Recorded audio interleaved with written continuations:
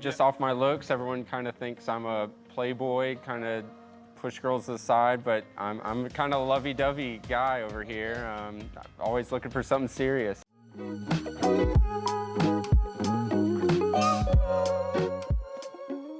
What's going on, you guys? James here with another real recap and review of Love is Blind Season 5, The Reunion. If you missed it, we just covered the entire season leading up to this point on the channel. You can find all of those links in the description below. And man, has this season been full of some ups and a whole lot of downs, especially behind the scenes. This season was taking a lot of L's. In typical Love is Blind fashion, the reunion brings back contestants throughout the season to hash out some drama and talk about current and past relationships that resulted from the show. Who's still married, who's dating, who's unavailable, and who's still got beef with another contestant. We'll get into all of that and so much more. But if it is your first time here at the channel, welcome to Real James, where I love talking about movies, TV, and all the news in between. So if you don't want to miss out, hit the big red button below, subscribe to the channel, because even though Love is Blind is done, I still got a whole lot of movies to talk about as we round out the year. We got some new releases upcoming, and I'm just so excited to dive into whatever this year has left in store. Who knows? Maybe we get announcements for the next Love is Blind season, because you'd have to imagine season 6 isn't too far behind. If you haven't already, also hit the thumbs up button and get loud in the comments below, and let me know what you thought of the reunion and which moment was your favorite. I'm not going to ask you to rate the reunion, and that might be too difficult for anyone to witness. It wasn't that great. So, okay, speaking of my thoughts on this reunion, let's break it down now. We're going to get into my spoiler-free thoughts in case you're here and haven't watched the reunion yet, and we'll get into my spoiler-filled recap and review in just a little bit. So beginning with the spoiler-free thoughts, I gotta start with this, you guys, and I know a lot of the past few seasons, a lot of my videos have included me kind of getting on Vanessa and Lachey for not being great during the reunion segments. They don't ask difficult questions, and they throw softball questions to contestants who do not deserve them. But in season 5, I can't believe I'm saying this, they actually crushed it. Both Nick and Vanessa Lachey asked awesome questions. They followed up with some difficult questions as well. Some uncomfortable moments were addressed and not just simply skirted over. I have to imagine it helps that the show, or I should say the reunion, wasn't live, but at least for me, the Lacheys did their thing. This is by far their best job hosting a reunion segment in Love is Blind history. I wish we had this last season. Why didn't we get this last season? But I gotta give them props. They did a good job. They especially hit home during the Uche, Aaliyah, Lydia segment. That was good. As for the rest of the reunion, I have to say that this was probably one of the more forgettable reunions. It was a really unentertaining hour of television. I had some moments where I was really invested, but for the most part, it did feel like the reunion was lacking any real impact. And that's probably my biggest issue with this reunion, is everything they were revealing. Some things made my eyebrows raise, and other things I wasn't surprised about. And they didn't necessarily touch on some of the behind the scenes. I know they can't get into too many behind the scenes activities, especially with the sexual abuse allegation that's out there. It's the Renee Carter stuff I wanted to hear about, and they didn't do that. It's just very interesting that some of the behind the scenes happenings that affected what we saw on screen didn't make its way into the reunion. It could just be the producers probably saving face, but yeah, I will say for the most part, the reunion just had some pretty poor editing. They tried to throw in a dumb game at the end, which we'll talk about soon, and it just never really worked all the way through for me. I was pretty unimpressed. Also, it does hurt, and I'll go back to it because I've been saying it all season long.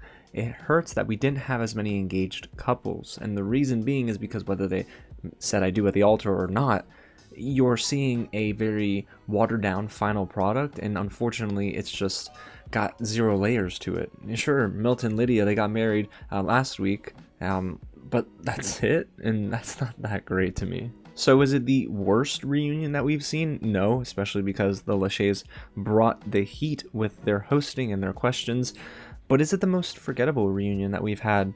Well, I would say it's right up there with season 2 and possibly season 3. The only reunions, I'll be honest, that I actually remember season 4 because of all the mess, and season 1. But other than that, I wasn't really invested in the reunions. I haven't been so far, and this episode unfortunately did not change my perception. So the reunion, not amazing, but at least the Lacheys are doing a good job at hosting. So season 6, we're gonna hold out hope.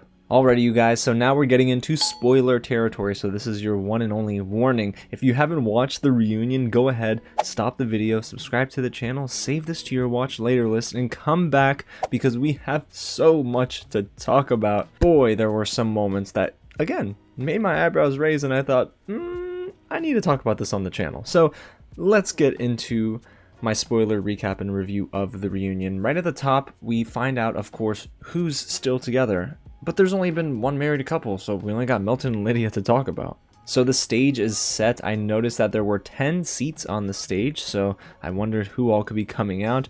Izzy and Stacy walk out and sit together, which was really awkward. And then you have Lydia and Milton sitting together, which was a lot less awkward. Izzy definitely felt very uncomfortable at the beginning. I could just tell by his body language that he was not exactly excited to share about what had happened after the cameras stopped rolling on him and Stacy. I noticed that there was this weird bit of editing in the reunion, not just in this moment we're about to talk about, but throughout the entire reunion.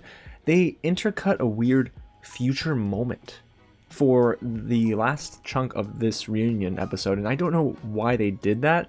To me, it felt kind of odd, and why would you just spoil anything anyway? Just let the reunion play out as it is. But the editing for this entire episode was just probably one of the worst bits of editing that we've had in any reunion up to this point. Just felt rushed in some instances, and it didn't feel like they lingered longer in others. So yeah, I didn't like it too much, y'all. But that's not why you're here. You're not here to talk about technicalities. So Nick and Vanessa Lachey ask Milton and Lydia, are you guys still married? And there's a pause, but they do confirm that they are still married at the time of this reunion's taping. So hey, let's check in on them. We find out that Milton is not working late hours anymore, God bless him, because the fact that he was working so late into the wee hours of the morning on his wedding day was ridiculous, and, you know, it's not healthy to have that live-to-work mentality, so good job, Milton. And we find out that Lydia is really close to Milton's mom now, almost too close, to the point where Milton is losing a lot of arguments now, it sounds like, because Lydia's being favored.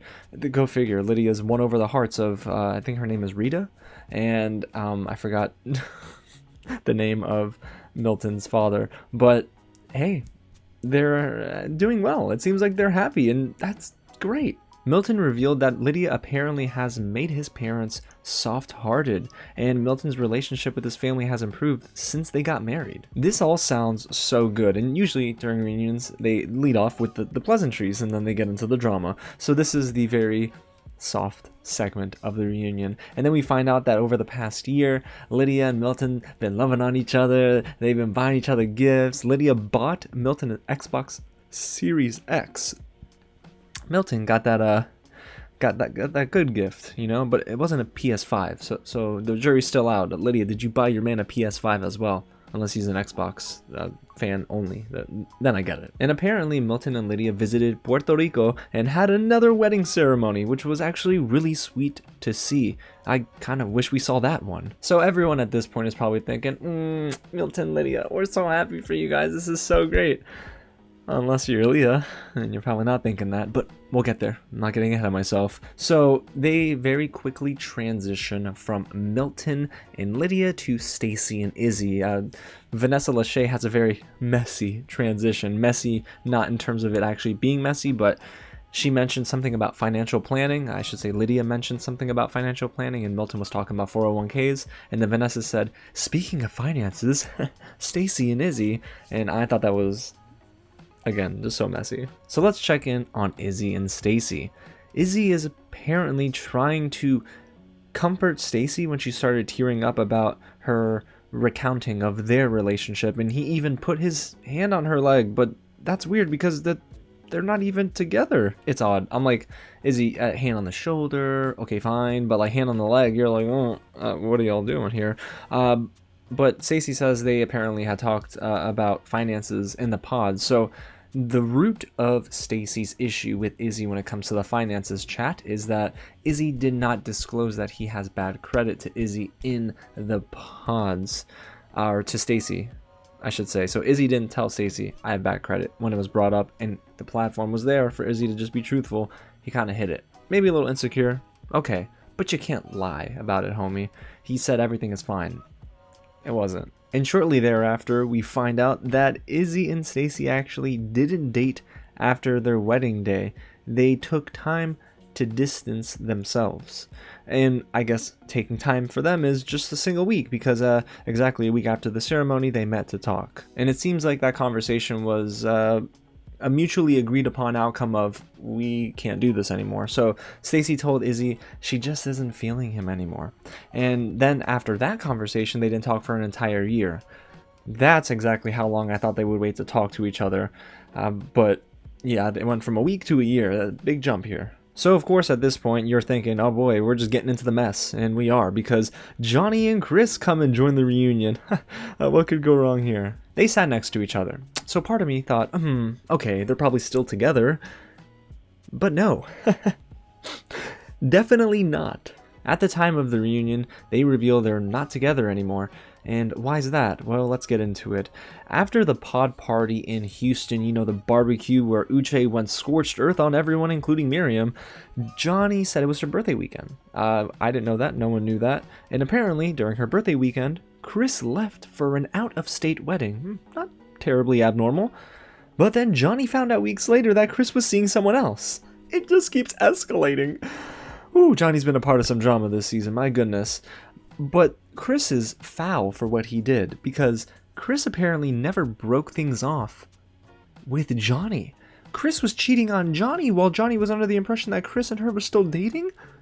That's awful. So instead of breaking things off, Chris just simply ghosted Johnie, leaving her and never saying a word. Chris then reveals, well, yeah, I'm wrong, but he's still living with his new girlfriend and they're in love. So Chris stabs Johnie in the back and just digs the knife a little deeper. Homie, what are you doing? That is... Why? So we all thought Chris was some innocent, sweet dude. Johnie broke his heart. They met in the airport. They reunited. They were together at the pod party meetup. But now, forget it. Johnie wants nothing to do with Chris because he's just a cheater. Who would have thunk it, guys? But Chris does reveal something during his whole little diatribe here, that he found someone to accept him for who he is. Put the brakes on that one, dude. You were head over heels for Johnie because you said that you guys were in love, that Johnie was like super accepting of you. Like, so what changed off camera? Something must have happened. But for Chris to say that, that was a little off the cuff comment that not even the Lachey's caught this episode, and they've been on it. But yeah, Chris saying he found someone to accept him for who he is. Maybe that's indicative of his insecurities, or that Johnie didn't validate him. One or the other. And then Vanessa follows up with some heat and says, and I quote, Chris, you said you'll defend those you love, but would you cheat on those you love? And Chris turns around and says, yes, I'm guilty of cheating for the streets. The fact that he's just so okay with the fact that he cheated, I don't know, man. This is not like, nah, man, we do not validate that behavior. So, yeah, Chris, for the streets. And then Chris tries to turn around and look Johnie in the eyes and say, I still love you and I still care for you. But Stacy's eye roll in this moment was absolutely hilarious. Listen, Stacy is unapologetically herself. I loved what she did at that comment. I mean, okay, did I love it? No, but I thought it was hilarious when she told Johnie at the pod party meetup, where she's like, why is your face like that? Hilarious, made me laugh. But then Johnie wasn't trying to hear Chris's whole apology tour either, because him saying I still love you is, don't do that to Johnie, just don't do it. But Johnie ain't sweating it, because Johnny's been dating another guy for about a year now, and she's seemingly very happy. But Stacy eventually gets asked, okay, so what's up with your beef with Johnie? So now they just tell all. But while Stacy is going ahead and telling her side of the story, Johnny's having a sidebar conversation with Chris. Both of them have a little back and forth. It's kind of whispery. You see some of the subtitles, and then I believe Chris said, I missed what she said. Johnie says, I did too. It doesn't matter. That's pretty rude. And eventually Johnie gets to speak up and defend herself and says that Stacy was the one antagonizing at the pod party, which, to be honest, I kind of agree with.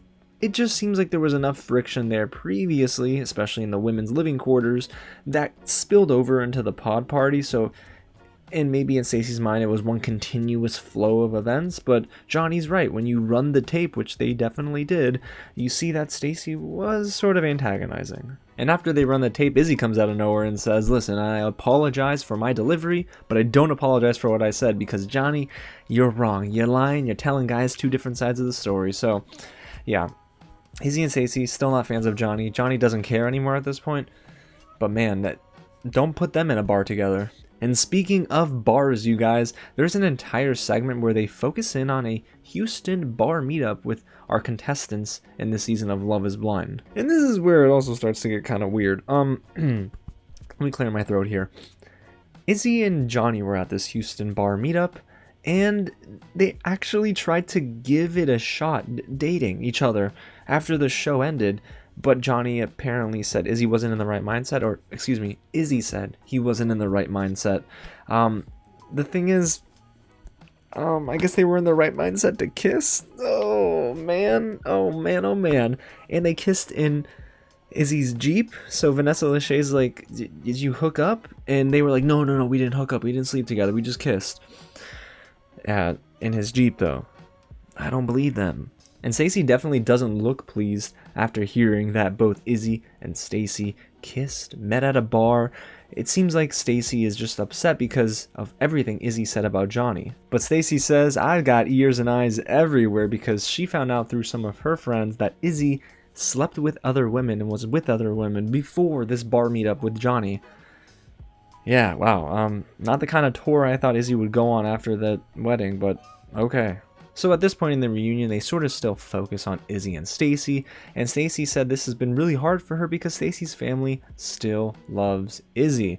And eventually, Stacy and Izzy end up reuniting once the show's over, just not in the way you'd think. And I'm guessing this next part of the segment is describing events that happened during that year that they just weren't talking to each other. So, Stacy and Izzy were apparently paired together with their own dates at a cooking class, so a small intimate cooking course in which the chef also wanted to know if they'd like to take a group photo, to which Stacy said absolutely not.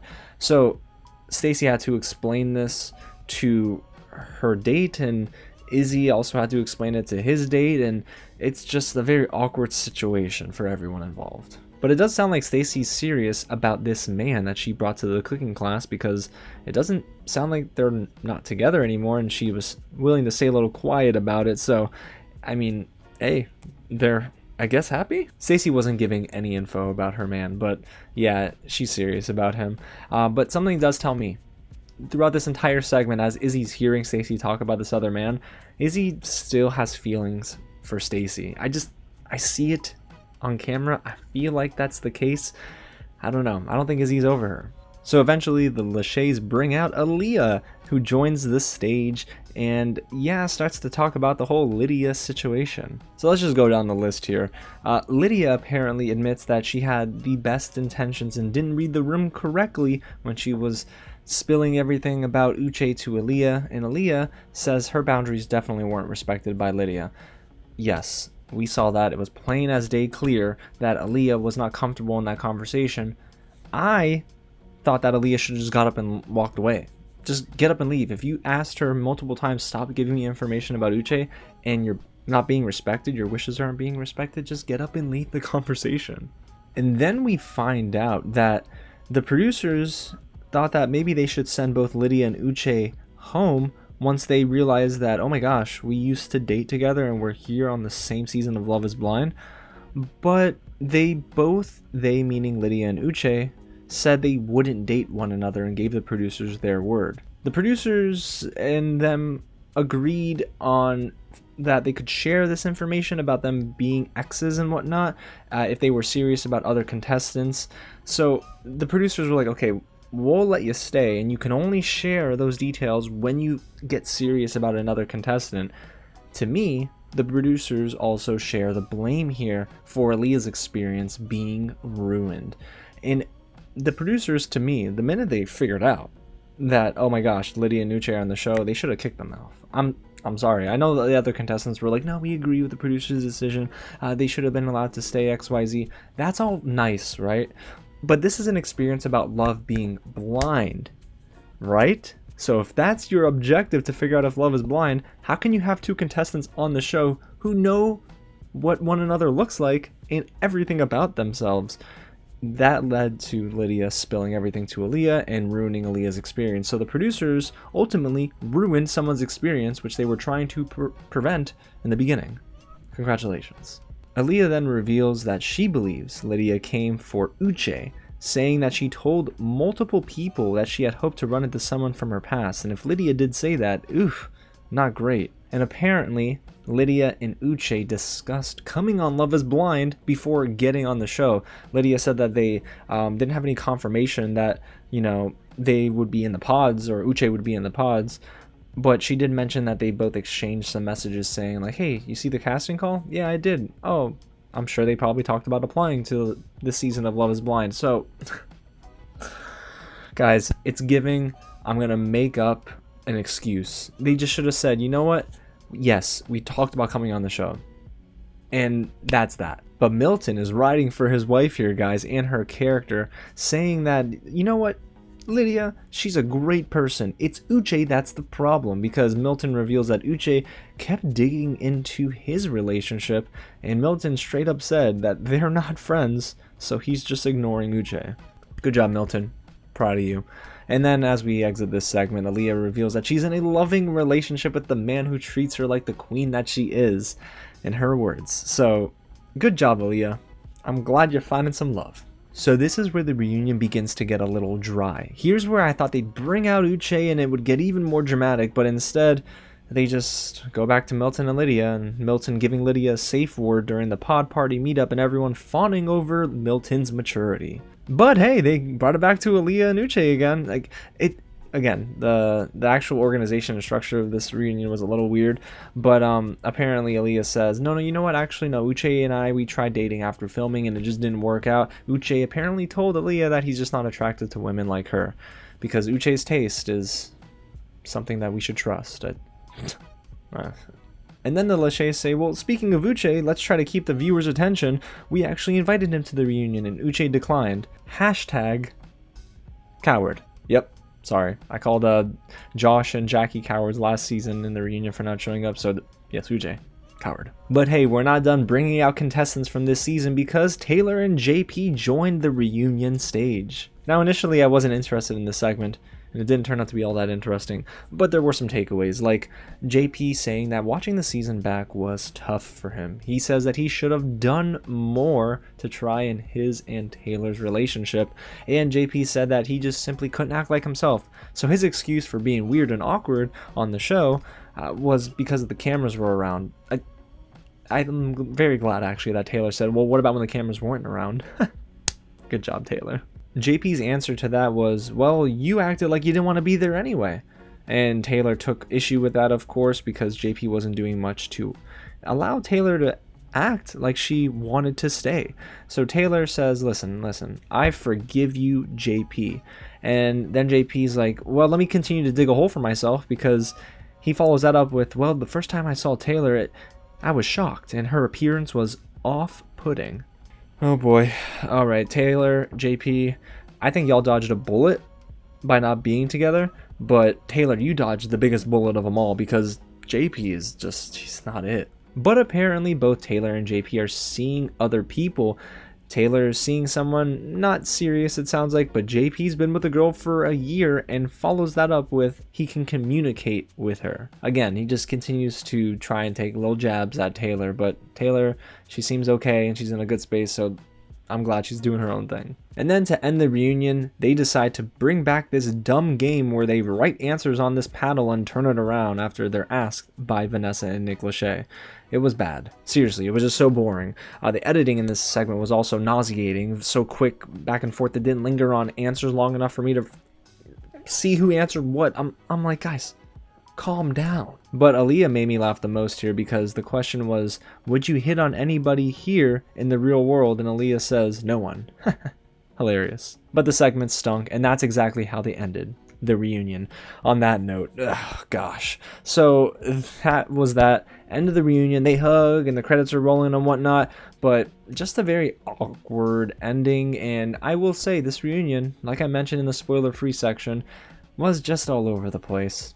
Kind of a mess and didn't really impact me whatsoever as a fan of the show and a constant viewer. So I'd have to imagine most of you might be feeling the same way, but let me know down below in the comments if you do feel that way or if you don't. And if you don't, let me know why, because maybe there's something I missed that gives me new perspective on this reunion. Get it out in the comments below, guys. And hey, that's it. There you have it, my real recap and review of the reunion episode for season 5 of Love is Blind.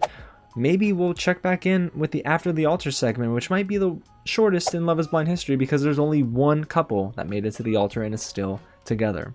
I'll go ahead and cover it if it drops, so make sure you hit the big red button below, subscribe to the channel if you haven't already, tap on that bell and hit the thumbs up button for more Love is Blind content just like this.